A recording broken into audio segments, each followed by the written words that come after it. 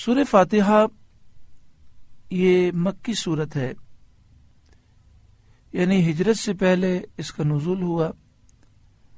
قرآن پاک کی ترتیب کے اعتبار سے اس کا نمبر 1 ہے، اور قرآن پاک کے نازل ہونے کے اعتبار سے اس کا نمبر 5 ہے۔ اس میں 7 آیتیں ہیں اور 1 رکوع ہے۔ اس سورہ مبارکہ کے کئی نام ہیں۔ مفسرین نے 20 بلکہ بعض مفسرین نے اس سے زائد نام احادیث طیبہ کی روشنی میں لکھے ہیں، مثلا فاتحہ، فاتحۃ الکتاب، ام القرآن، سورۃ الکنز، کافیہ، وافیہ، شافیہ، شفا، 7 مثانی، نور وغیرہ۔ ناموں کی کثرت اس کے شرف اور اس کی رفعت اور بلندی پر دلالت کرتی ہے، یعنی اتنے سارے جو نام بیان کیے گئے، اس سے واضح ظاہر ہوتا ہے کہ سورہ فاتحہ کو بڑی اہمیت حاصل ہے، اس کی فضائل بہت زیادہ ہیں۔ اس سورہ مبارکہ میں 140 حروف ہیں۔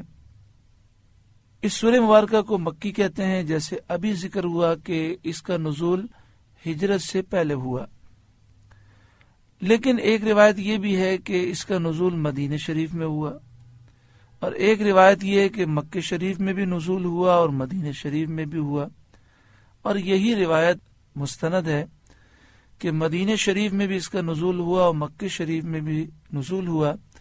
2 مرتبہ اس کا نزول اس کے شرف کو اور اس کی فضیلت کو ظاہر کرنے کے لیے ہے۔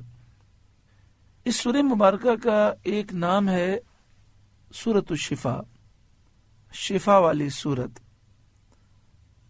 اور ایک نام ہے رقیہ، اس کے معنی ہوتے ہیں دم کرنے والی سورت۔ مشکات شریف کتاب فضائل القرآن حدیث نمبر 2170، قال رسول اللہ صلی اللہ علیہ وسلم فی فاتحۃ الکتاب شفاء من کل داء۔ پیارے آقا صلی اللہ علیہ وآلہ وسلم نے ارشاد فرمایا، سورہ فاتحہ میں ہر بیماری کی شفا ہے۔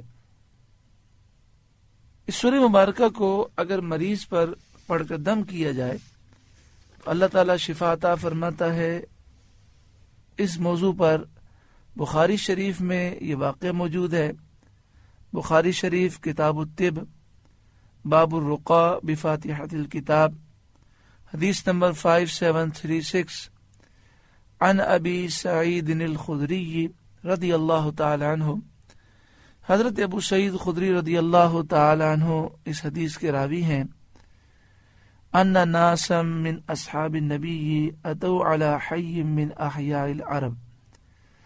آپ فرماتے ہیں کہ چند صحابہ عربوں کے ایک قبیلے کے پاس پہنچے، ان کے سردار کو سانپ نے ڈس لیا تھا اور وہ مرنے کے قریب تھا، زہر پورے جسم میں سرایت کر چکا تھا، وہ تڑپ رہا تھا۔